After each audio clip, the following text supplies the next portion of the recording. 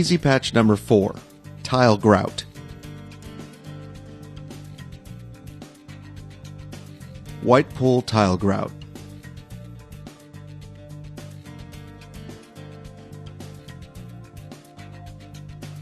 We have enclosed cement PVA bonder in a small bottle in the kit.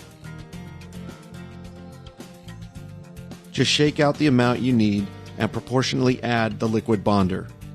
If you use 1/4 of the kit, add about 1/4 of the bonder. Sometimes you'll need to shake the liquid bonder to mix it up a little bit on the number 4 kit.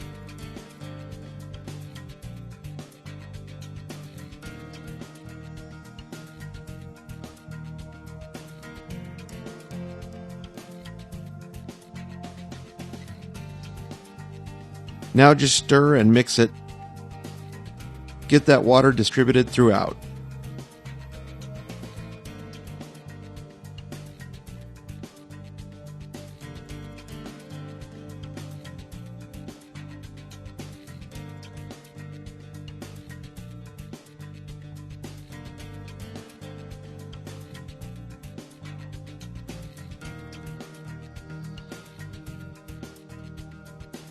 Again, about the consistency of mashed potatoes seems to work the best.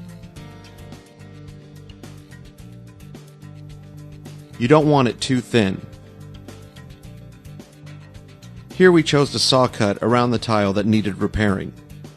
This is a lot easier if you do that. We lowered the water in the pool. And now we are using a 4-inch grinder with a diamond cut saw blade on it.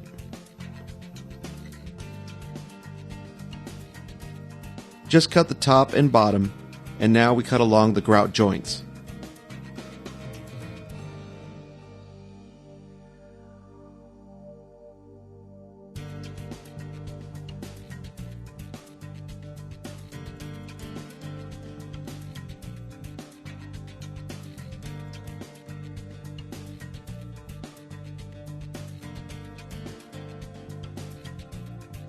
Now we're chipping off the tile, which is very simple when you saw cut.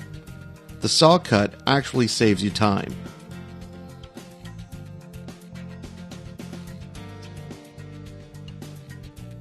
You see the angles we're using when we're chiseling, being careful not to chip out chunks of the plaster.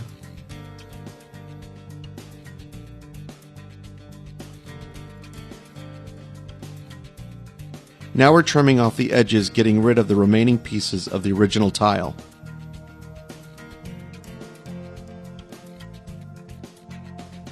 Now we're dusting off any chips and dust.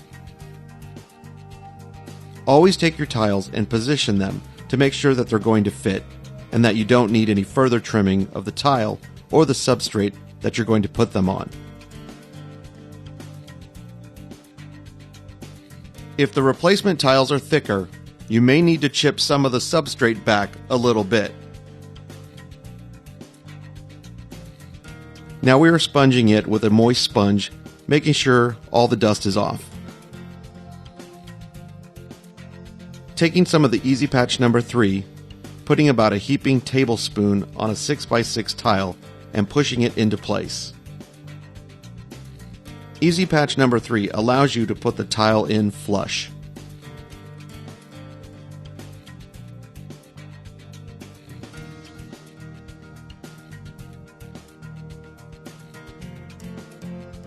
Wiggle the tile and push it on, and it will go right into place.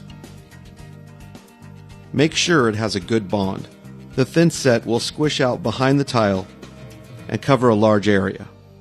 The best way is to put a lump of thin set on the back as shown previously and let it just squish off and distribute itself.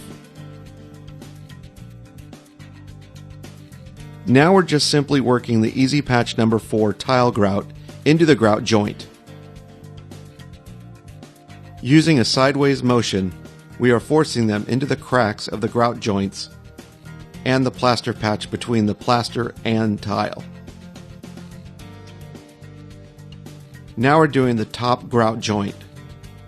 As you can see, it doesn't take much time to do these repairs. Now we're wiping off some of the excess. taking a sponge and just sponging off the excess.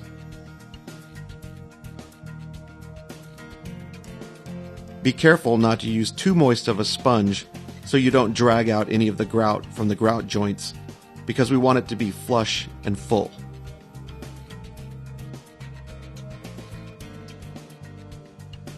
If your sponge is too wet, it will wash out too much of the grout.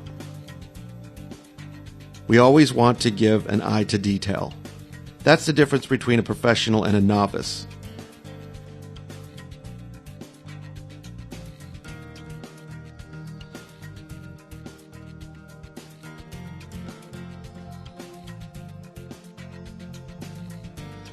After you've sponged the surface off, allow it to haze over. Some of the residue grout will cause a slight haze on the tile. You can use a foxtail brush as shown, or a rag, and just wipe over it and easily remove the residue.